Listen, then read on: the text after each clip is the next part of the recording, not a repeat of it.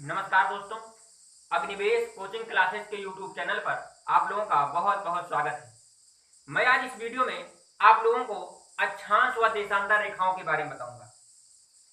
इनका महत्व किस प्रकार है, इनसे क्या जानकारी प्राप्त होती है, आदि जानकारी हम इस वीडियो में प्राप्त करेंगे। बहुत सी परीक्षाओं में इनसे संबंधित अक्सर प्रश्न पूछ लिए जाते हैं क्योंकि इनकी उपयोगिता जो है काफी महत्वपूर्ण है।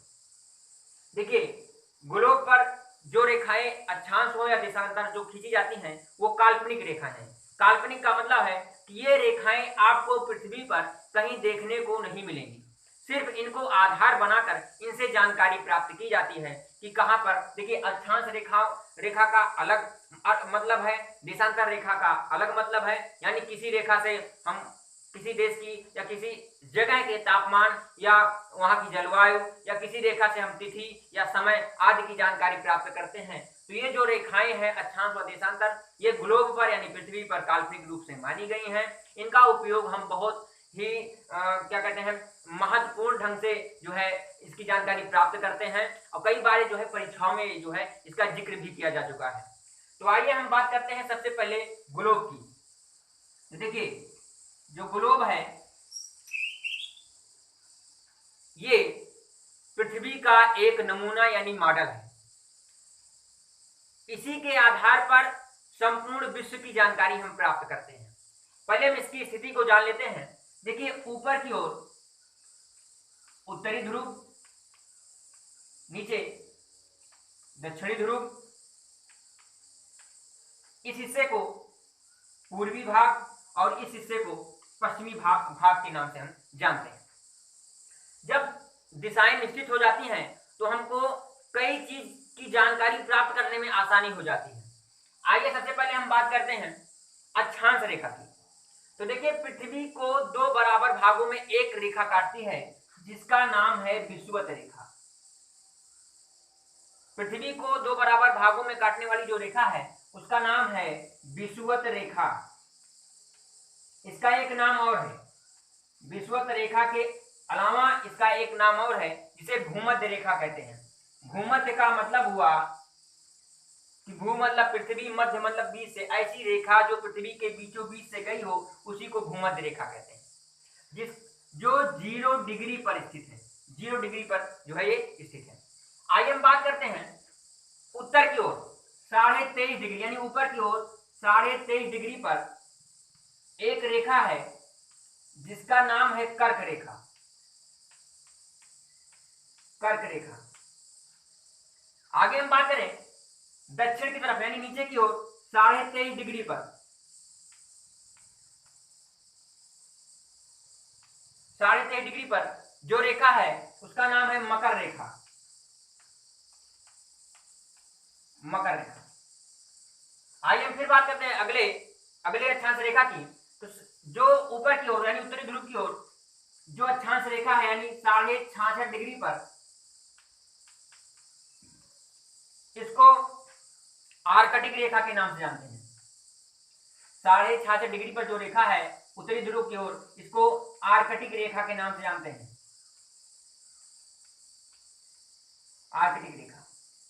यदि हम बात करें इसी के विपरीत दक्षिणी ध्रुव की ओर, तो जो अक्षांश रेखा है 66.5 डिग्री पर, उसे अंटार्कटिक रेखा के नाम से जानते हैं। अंटार्कटिक रेखा के नाम से जानते हैं। इनसे कई बार जो है प्रश्न पूछे जा चुके हैं परीक्षाओं में। जैसे यही पूछ लिया जाता है कि 23.5 डिग्री उत्तरी ध्रुव की ओर कौन सी रेखा है, तो कर्क रेखा। 23.5 डिग्री दक्षिण की ओर कौन सी रेखा है, तो मकर रेखा। ऐसे पृथ्वी को दो बराबर भागों में काटने वाली कौन सी रेखा है, तो भूमध्य या विषुवत रेखा। ऐसे जो है तमाम प्रश्न इनसे पूछे जा सकते हैं। इसका आप लोग स्क्रीनशॉट ले लीजिए, काफी महत्वपूर्ण है। आइए हम बात करते हैं इन्हीं से जुड़ी हुई और जानकारी। देखिए, अगर हम बात करें विषुवत रेखा के इधर उत्तर की ओर 90 अक्षांश रेखाएं हैं और विषुवत रेखा से इधर दक्षिण की ओर 90 अक्षांश रेखाएं हैं। कुल मिलाकर 90 + 90 और एक ये विषुवत रेखा 90 90 180 प्लस 181 181 अक्षांश रेखाएं हैं। परीक्षा में भी पूछा जा चुका है कि अक्षांश रेखाओं की संख्या कितनी है, तो कई बार ऑप्शन में 181 नहीं रहता है तो 180 ही मान लिया जाता है क्योंकि उसमें विषुवत रेखा को नहीं जोड़ा जाता है। लेकिन अगर पूर्ण रूप से हम देखें तो 181 जो है अक्षांश रेखाएं हैं, यानी विषुवत रेखा यानी भूमध्य रेखा को लेकर। आइए हम बात करते हैं अगले पॉइंट की। तो ये जो आप रेखा देख रहे हैं, ये अक्षांश रेखा, ये पूर्व से पश्चिम की ओर खींची जाने वाली रेखा है। पूर्व से पश्चिम की जो ओर खींची जाने वाली रेखा है और ये पड़ी रेखा है। पड़ी मतलब देखिए, जो इस तरह से जैसे व्यक्ति जब लेटता है तो किस अवस्था में होता है, जैसे वो पड़ी अवस्था में होता है, उसी प्रकार जो ये आपकी क्या कहते हैं रेखाएं हैं, ये अक्षांश रेखाएं, ये भी पड़ी हुई अवस्था में है। दो अक्षांश रेखाओं की बीच की जो दूरी है वो कितनी है, 111 किलोमीटर। 111 ऊपर की ओर ऐसे और 111 नीचे की ओर ऐसे जो है विभाजित हुआ है। तो 111 किलोमीटर अक्षांश रेखाओं की जो है वो दूरी है। आइए हम अगले पॉइंट की बात करें। अक्षांश रेखाओं का उपयोग क्या है, किस लिए इनका निर्माण किया गया है, तो ध्यान दीजिए, अक्षांश रेखाओं के माध्यम से किसी स्थान या किसी देश की जलवायु और तापमान की जानकारी प्राप्त करते हैं। ये भी प्रश्न में कई बार जो है पूछा गया है या पूछे जाने की आगे संभावना भी है कि अक्षांश रेखाओं की उपयोगिता क्या है। तो अक्षांश रेखाओं के माध्यम से हम किसी भी जगह, स्थान यानी देश की वहां की जलवायु और या तापमान का हम निर्धारण करते हैं। तो ये जो है अक्षांश रेखाओं के बारे में जो है जानकारी है। आइए हम देशांतर रेखाओं के बारे में जानकारी प्राप्त करते हैं। तो देखिए, जो देशांतर रेखा है वो किस तरह से किस तरफ की ओर खींची जाती है, ये भी कई बार जो है पूछा गया है, या कई बार ये भी पूछ लिया गया है कि अक्षांश रेखाओं का जो है किस तरह से किस तरफ की ओर खींचा गया है। तो ये तमाम जो है जानकारियां मैं आपको बताऊंगा, बता भी रहा हूं। देखिए, अगर हम देशांतर रेखा की बात करें तो ये उत्तर से दक्षिण यानी दो ध्रुवों को मिलाने वाली रेखा को देशांतर रेखा कहते हैं। दो ध्रुवों को मिलाने वाली रेखा को देशांतर रेखा कहते हैं। एक चीज और बहुत रोचक जानकारी, यानी कभी कभी ये पूछ लेता है कि जो ध्रुवों पर जो है, जहां पर ये दोनों, इधर देखिए उत्तरी ध्रुव और दक्षिणी ध्रुव जहां पर मिलती हैं, इनका सबसे कम यानी जहां ध्रुवों पर मिलने पर इनका जो मान यानी किलोमीटर की अगर हम बात करें तो 0 हो जाता है। और सबसे कम देशांतर रेखाओं की सबसे कम दूरी कहां पर होती है, तो आंसर है आपका ध्रुवों पर होती है। वो दक्षिणी ध्रुव भी हो सकता है ऑप्शन के हिसाब से, और उत्तरी ध्रुव भी हो सकता है, दक्षिणी ध्रुव कोई भी हो सकता है। तो देशांतर रेखाओं की जो सबसे कम दूरी है वो कहां पर है, तो वो ध्रुवों पर है। आइए हम बात करें सबसे ज्यादा कहां पर है, तो देखिए सबसे ज्यादा है विषुवत रेखा पर 111.3 किलोमीटर, यानी अगर मान ले तो अक्षांश रेखा के बराबर ही। यानी देशांतर रेखाओं की सबसे ज्यादा दूरी कहां पर है, तो वो भूमध्य रेखा यानी विषुवत रेखा पर है। सबसे कम कहां है, तो वो ध्रुवों पर है। आइए हम बात करें अगले पॉइंट की।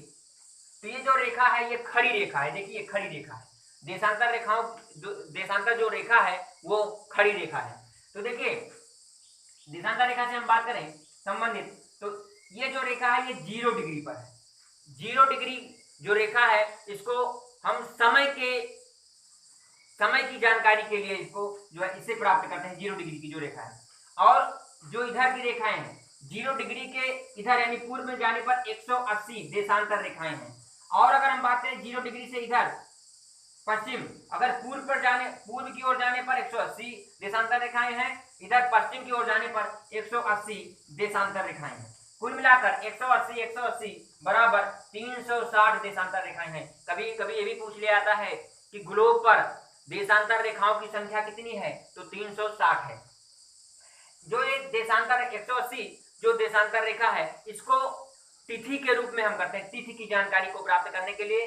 और जो 0 डिग्री यहाँ है ये इसकी जानकारी हम क्या करते हैं, समय के निकालने में करते हैं।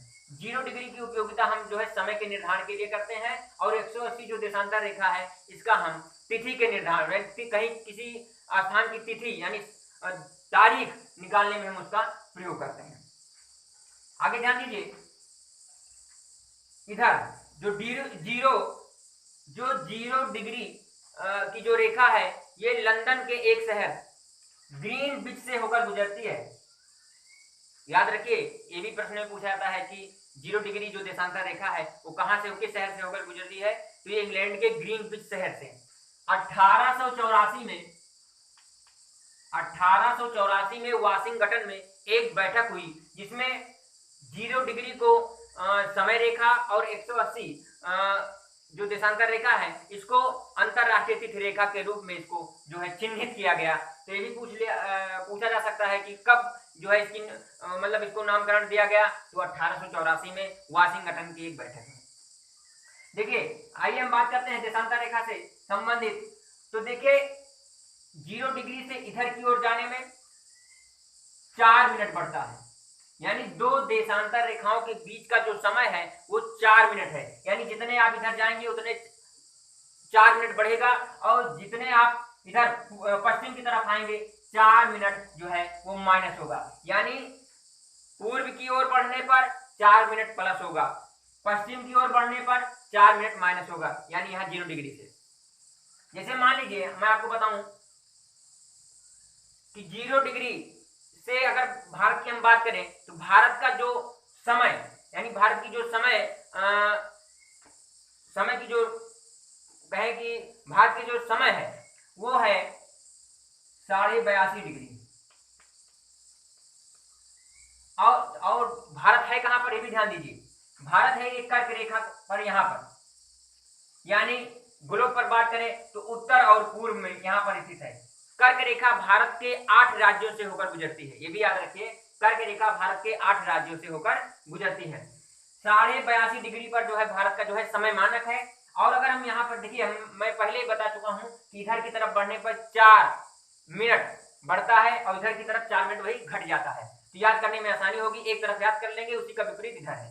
तो 4 मिनट से अगर हम गुणा करेंगे तो ये आएगा 330 मिनट। अगर इसको हम घंटे में बदलेंगे तो ये हो जाएगा 6 पंचे 30, यानी 5 घंटा 30 मिनट। यानी अगर ग्रीनविच पर यहां पर 6 बज रहे हैं तो अगर हम भारत की बात करेंगे तो यानी 5 घंटे, यानी 5.5 घंटे आगे है, यानी यहाँ पर 6 5 11, यानी 11:30 यहाँ पर भारत में बजा होगा।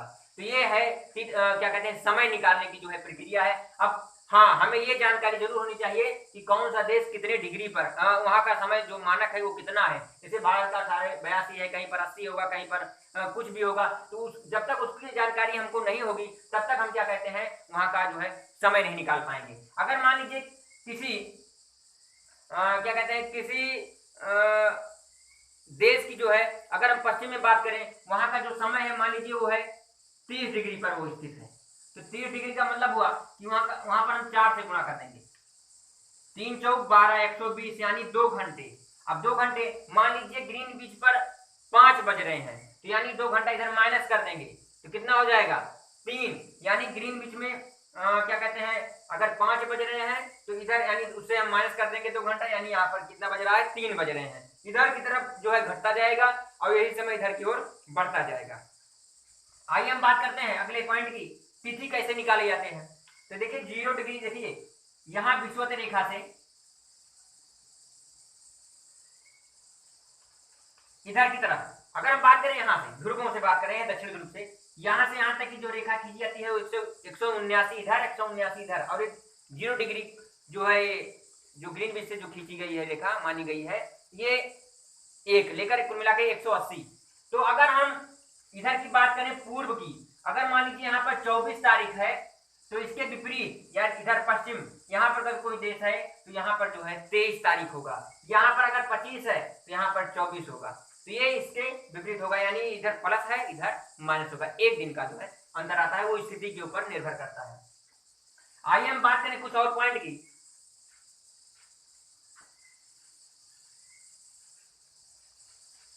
देखिए हम बात करें सूर्य की, जैसे मान लीजिए है सूर्य, सूर्य का प्रकाश पृथ्वी पर पहुंचता है तो सर्वाधिक किस रेखा पर पड़ता है, सबसे कम कहां पर पड़ता है, ये गोलों के माध्यम से मैं आपको 2 मिनट में बता दे रहा हूं। देखिए सूर्य का जो प्रकाश है ऐसे ही पृथ्वी पर पड़ता है। सूर्य का प्रकाश ध्यान दीजिए, जैसे मान लीजिए मैं रात में कहीं पर खड़ा हूं, हमारे सामने कोई एक व्यक्ति हमारे ऊपर टॉर्च जलाता है, तो सर्वाधिक जो प्रकाश होगा उस टॉर्च का हमारे सामने होगा। और पीछे की तरफ अगर हम बात करें तो वहां पर क्या होगा, उजाला तो होगा लेकिन सामने की अपेक्षा कम होगा। ठीक ऐसी ही स्थिति यहाँ पर पृथ्वी की है। जो भाग पृथ्वी का घूमते घूमते सूर्य के सामने आता है वहां पर दिन, और जो पीछे चला जाता है घूमते घूमते वहां पर क्या होता है, रात हो जाती है।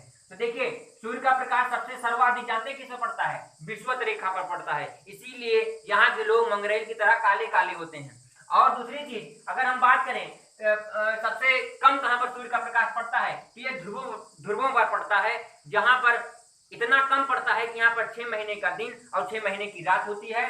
साथ ही साथ यहाँ का जो क्या कहते हैं, हमेशा यहाँ पर बर्फ जमी रहती है। यहाँ पर माइनस में हमेशा क्या होता है, क्या कहते हैं, यहाँ का तापमान हमेशा माइनस में रहता है, बर्फ जमी रहती है। तो ये स्थिति होती है। क्यों? क्योंकि सूर्य का जो प्रकाश है वो लंबवत पड़ रहा है, और जहां पर लंबवत पड़ता है वहां पर गर्मी अधिक होती है।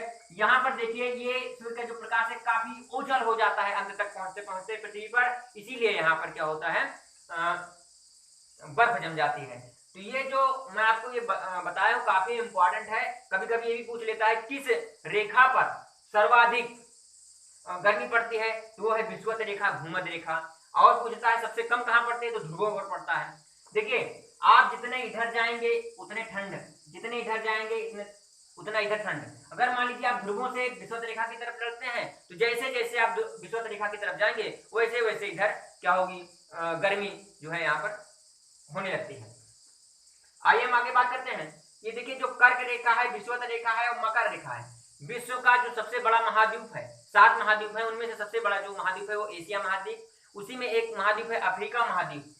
अफ्रीका महाद्वीप एक ऐसा महाद्वीप है जहां से कर्क, विषुवत और मकर ये तीनों रेखाएं उसको क्या होती है, भेदती हुई जाती हैं, यानी क्रॉस करके जाती हैं। कोई और ऐसा महाद्वीप नहीं है जो तीनों रेखा से होकर क्या तीनों रेखाएं उससे गुजर रही हैं, लेकिन अफ्रीका महाद्वीप एक ऐसा महाद्वीप है जहां पर तीनों रेखाएं जो है गुजरती हैं। तो ये रही अक्षांश और देशांतर रेखाओं से संबंधित जानकारी। शिक्षक भर्ती या हम बात करें क्या कहते हैं जूनियर लेवल या प्राइमरी लेवल की जो भर्तियां हैं, या रेलवे या अन्य जो भर्तियां हैं, उनमें इनसे अतिरिक्त प्रश्न नहीं आने वाले हैं। लेकिन इसी प्रश्न को इस तरह से घुमाया जाता है कि व्यक्ति जो होता है आता हुआ क्वेश्चन गलत हो जाता है। लेकिन अगर आप इस वीडियो को 1 या 2 बार देखेंगे तो बहुत अच्छे समझ में आ जाएगा। आप इसको अपने दोस्तों के साथ शेयर करिए और उनको भी बताइए, जिससे क्या हो, किसी भी व्यक्ति की अगर हो रही मतलब मान लीजिए समस्या हो रही है तो इस वीडियो को देखकर वो आसानी से हल कर लेगा। मिलते हैं नेक्स्ट वीडियो में नेक्स्ट चर्चा के साथ। तब तक के लिए आप लोगों का बहुत बहुत धन्यवाद।